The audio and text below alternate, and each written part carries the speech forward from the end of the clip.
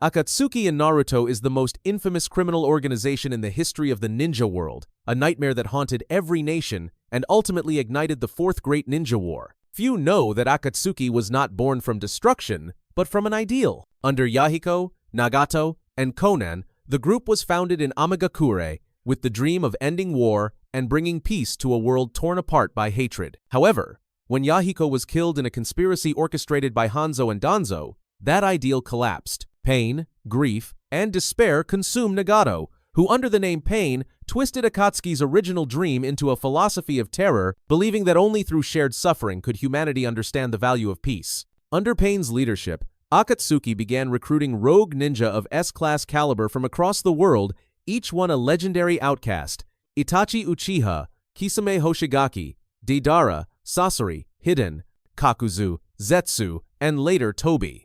Together, they formed a 10-man organization, each member bearing a unique ring and donning the black cloak with red clouds symbolizing the endless bloodshed of war. Akatsuki's primary objective was to capture all nine-tailed beasts and forge them into a weapon of mass destruction, forcing the world into submission and, through fear, achieving everlasting peace. According to Nagato's three-phase plan, the organization would first amass wealth through mercenary missions, then dominate the ninja economy through power, and finally control the world through fear. But behind Pain and his distorted ideal, Akatsuki itself was merely a pawn in the Eye of the Moon plan, an elaborate scheme manipulated by Obito Uchiha and Black Zetsu to resurrect Madara Uchiha and cast the infinite Tsukuyomi, enslaving all of humanity in an eternal illusion.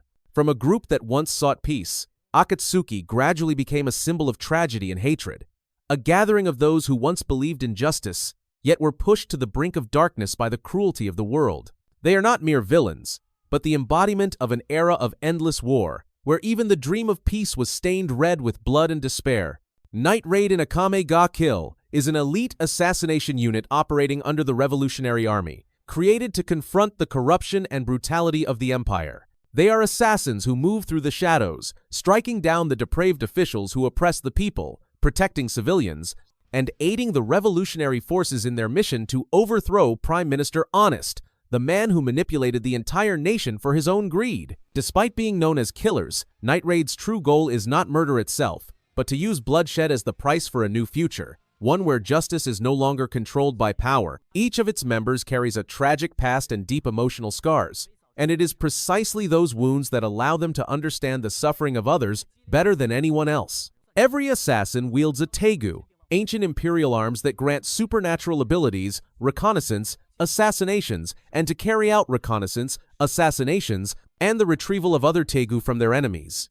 Even as they operate in darkness, Night Raid follows one unwavering principle: to kill only those who deserve to die. They are not emotionless killing machines, but human beings who still feel pain, fear, and regret. This constant struggle between idealism and humanity is what makes Night Raid one of the most morally complex and memorable organizations in all of anime. Within the story, they serve as the driving force behind the Empire's downfall, but the victory comes at a terrible cost: reconnaissance, assassinations, and with most of their members paying the ultimate price. When the Revolutionary Army finally triumphs, Night Raid disbands, and their name is erased from history. Those who fought, killed, and sacrificed to bring peace are never acknowledged. Because in the world of Akame ga Kill, history is written by the victors, reconnaissance, assassinations, and while the true heroes are remembered only in the dark, the homunculi in Fullmetal Alchemist. The name originates from medieval alchemical legend, referring to an artificial human created through alchemy. In the world of Fullmetal Alchemist, the homunculi are beings born from the Philosopher's Stone, taking human form but completely devoid of true souls. They are the creations of Father, the first and original homunculus, and the one orchestrating every tragedy throughout the series. Each homunculus bears the mark of the Ouroboros somewhere on their body, a symbol of the serpent eating its own tail, representing the eternal cycle of sin and immortality. They are named after the 7 deadly sins of theology: pride, lust, greed, gluttony, wrath, sloth, and envy. Each name not only defines their nature, but also mirrors their unique abilities. Envy can shapeshift into anyone. Gluttony devours anything through the false gate in his stomach. Wrath possesses superhuman speed and combat skill, while pride manipulates shadows as extensions of his own soul. What makes the homunculi truly terrifying is their near immortality. Empowered by the Philosopher's Stone, they can regenerate their bodies after sustaining lethal damage, only dying when the energy within the stone is completely depleted. Each regeneration consumes another trapped soul, emphasizing the cruel truth that their existence is fueled by countless human lives. Throughout the story, the homunculi are not just humanity's enemies. They embody the human ambition to transcend natural limits. From greed, the only one who rebelled against Father in pursuit of true freedom, to pride, the embodiment of the very first sin, each homunculus represents a different shadow of human nature. Father's ultimate goal was to purge all traces of humanity from himself and become a perfect being, free from emotion, weakness, and sin. To achieve this, he divided his soul into 7 parts, giving birth to the 7 homunculi shaped after the deadly sins, and manipulated the entire nation of Amestris for centuries to create a colossal transmutation circle of human sacrifice. Yet ironically, those very creations, each driven by its own desire, became proof of the truth Father tried to deny, that humans can never be separated from their sins. In the end, each homunculus fell according to the sin they embodied, and Father himself was consumed by the very ambition to surpass truth. The Monster Association in One Punch Man. This organization was established deep beneath Z City, the former epicenter of countless disasters. The mastermind behind it all is Gyoro, a bioengineered puppet controlled by Psychos, a powerful esper with extraordinary intelligence who believes that humanity has decayed and that only monsters are worthy to rule the earth. Under her command, the association quickly gathered hundreds of monsters across all threat levels, from demon-class creatures to dragon-level disasters such as Orochi, Elder Centipede, Guketsu, and Black Sperm. Psychos created Orochi herself and crowned him the Monster King, a being viewed as the embodiment of perfect evolution, capable of absorbing and assimilating other organisms to endlessly increase his power. The association expanded its ranks by spreading monster cells to humans, transforming anyone consumed by ambition or despair into new monsters. The process was extremely dangerous. Consuming too little caused failure, too much meant instant death, but success granted terrifying power beyond human limits. Once their numbers grew, Gyoro classified each member by disaster level, ranging from demon to dragon and even beyond, establishing a structured chain of command that operated like an underground government of monsters. Their objective was clear: to overthrow the Hero Association, spread terror, kidnap key hostages, destabilize human society, and force the S-Class heroes into open battle.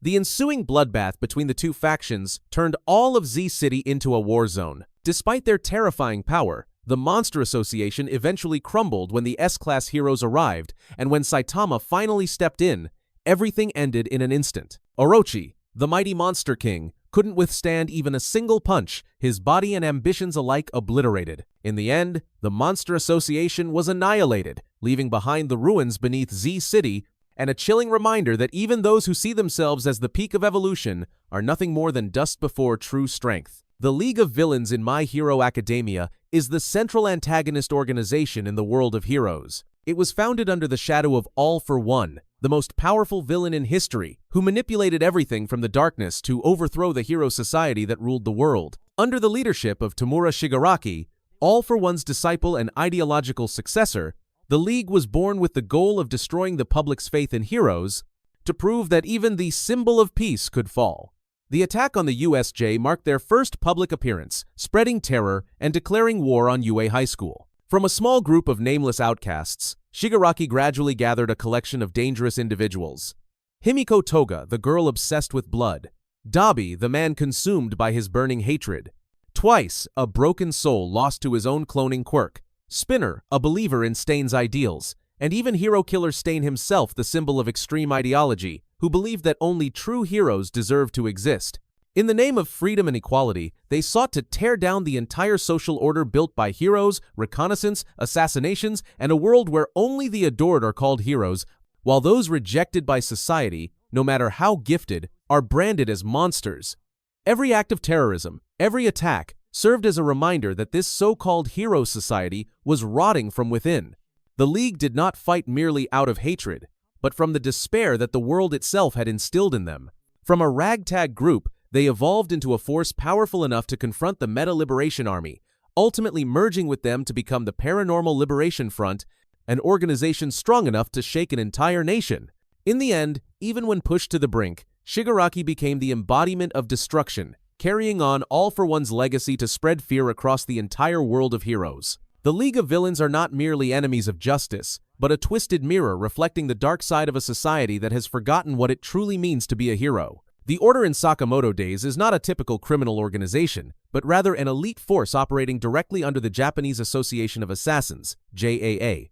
It is a group composed of the strongest assassins, handpicked to maintain order within the underground world of contract killing. Their purpose is to ensure that the rules of the JAA are followed without exception, and to eliminate anyone who threatens that balance, reconnaissance, assassinations, and whether it be rogue assassins, rebellious organizations, or even members within the JAA itself. The Order consists of a maximum of 10 members, each one a living weapon, possessing unparalleled skill, experience, and a distinct fighting style. Their power far surpasses that of ordinary assassins, reconnaissance, assassinations, and a single member of the Order is capable of wiping out an entire branch of the association alone. What makes the group truly fascinating is not only their strength, but the contrast between their ideals and personalities. Some members are absolutely loyal to the JAA, while others act according to their own beliefs and moral codes, creating internal contradictions that make the Order both unified and divided at the same time. Throughout the story, the Order plays a central role in major events such as the pursuit of rogue assassins from the Minimalist, Dumb, and Saw factions, as well as protecting the association's chairman during the Assassin Exhibition of the century. Every time the Order takes action, the entire underworld trembles. Their appearance alone is a warning that blood will be spilled. Their existence pulls Taro Sakamoto, a retired assassin, back into the center of the chaos, forcing him to confront both his violent past and the world he once tried to leave behind. The Knights of God in One Piece are not a conventional military force.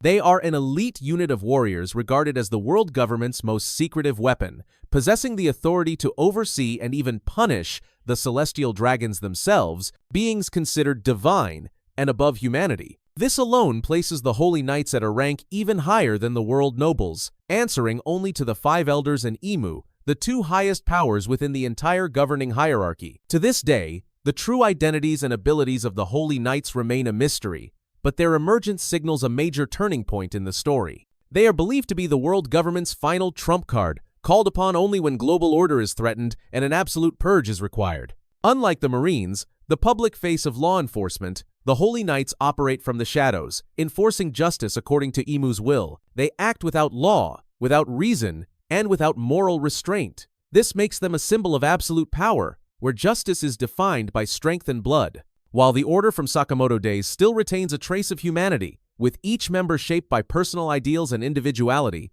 the Knights of God represent cold annihilation, the pure, unfeeling justice of those who see themselves as gods. According to the latest information, the Holy Knights are currently leading a large-scale campaign on Elbaf, marking the beginning of a new era of chaos within the One Piece world. They embody the darkest aspect of the world government itself, where power, intellect, and cruelty converge, transforming those who bear the title of Knight into living symbols of pure fear. The Order of the Black Knights in Code Geass is a renowned military organization founded by Lelouch Viz Britannia under the masked identity of Zero.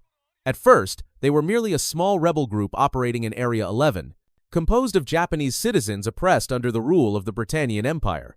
But through Lelouch's charisma and the enigmatic symbol of Zero, the group gradually evolved into a powerful political and military force, recognized worldwide as the so-called Knights of Justice.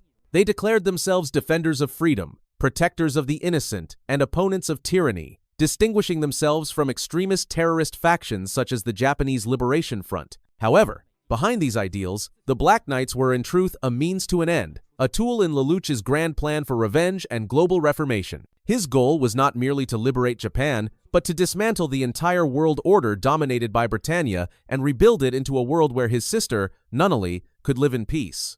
The Black Knight structure was unlike any traditional military hierarchy. It was built entirely on absolute faith in the symbol of Zero, a leader whose true face was irrelevant, so long as his ideals could inspire thousands to fight and die for him. This made the organization a perfect paradox between heroism and manipulation. They fought for justice, yet were guided by lies. When the truth was eventually revealed, the members realized they had been nothing more than pawns in Lelouch's game and turned against him. In that moment, the Black Knights, once the emblem of freedom, became victims of the very ideals they once upheld. Code Geass uses the Black Knights as a mirror to reflect human nature. When people fight for their ideals, are they truly fighting for what's right, or merely for the comfort of believing they are on the right side? Lelouch understood this better than anyone. and he used his intellect, his sins, and ultimately his own death to forge a justice that could prevail. When he fell, the Black Knights continued to exist, but no longer as a force of ideals, only as the hollow shell of a dream that had already been fulfilled. The Phantom Troupe in Hunter x Hunter, also known as the Jinei Ryodan, is a notorious criminal organization. The group was founded in Meteor City, a place abandoned by the world, where its residents have no nationality, no legal identity, and no right to exist.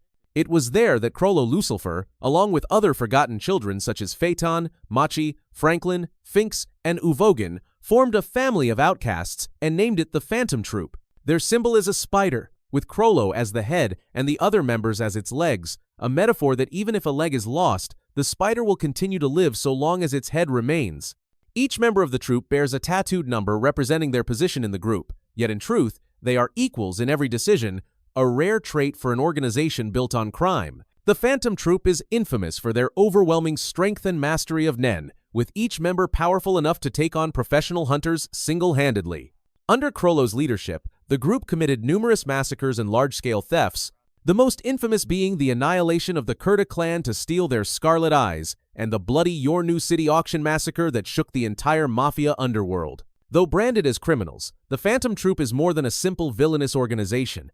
They embody those who have been cast aside by society, finding purpose in violence and absolute freedom. For Crollo, their crimes are not acts of rebellion, but expressions of existence, the meaning of life, for those destined to dwell in darkness. This contrast between intellect and madness, between camaraderie and cold-bloodedness, is what makes the Phantom Troupe one of the most complex and haunting organizations in anime history. The Godhand and Berserk are the 5 supreme supernatural entities of the antagonist faction, chosen by the idea of evil to maintain order within a world consumed by chaos.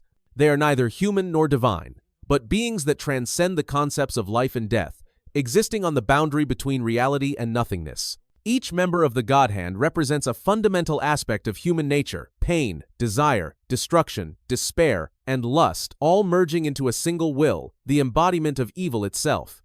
Unlike ordinary villainous organizations, the Godhand do not act out of personal ambition or the pursuit of power, but serve as instruments of the Supreme Being, the idea of evil, the collective ego of humanity, born from mankind's own faith, fear, and suffering. Unable to directly interfere with the physical world, the idea of evil uses the Godhand as tools to shape destiny, guiding humanity along the path of despair. The current 5 members are Void, Slan, Ubik, Conrad, and Femto, the reborn form of Griffith following the Eclipse ritual. The moment when Griffith, broken and hopeless in his dungeon cell, activated his Behelit and was summoned before the Godhand remains one of the most iconic scenes in all of Berserk. In exchange for his rebirth, he offered the entire band of the Hawk, his loyal comrades, as sacrifices, and was reborn as Femto, the 5th member of the Godhand. From that moment, the tragic fate of Guts and Casca began, carving deeply into the story, the suffering of humanity against an inescapable destiny. The Godhand are more than mere villains, they are the embodiment of a cruel truth. That evil does not come from outside, but is born from the human heart itself. Though they appear only a handful of times, their influence pervades the entire narrative. Each appearance alters the course of fate, and every word they speak carries divine weight. Thank you for watching. If you enjoyed the video, don't forget to like, share, and subscribe to the channel. Turn on the notification bell so you won't miss any of our upcoming videos.